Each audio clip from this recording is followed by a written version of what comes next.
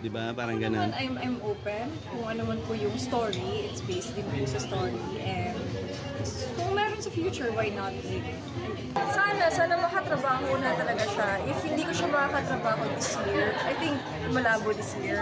So, sana next year, after ng mga gagawin namin, sana makatrabaho ko sa Baguio. Kahit isang beses lang pa.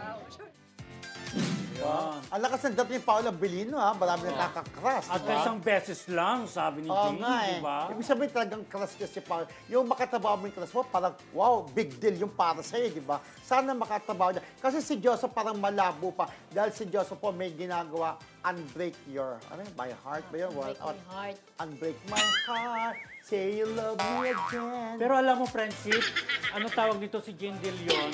Ano parang siya lang yung Darna na parang nakukulangan ako hanggang ngayon. Correct. Ako rin. Ha? Ako rin. I mean, blind.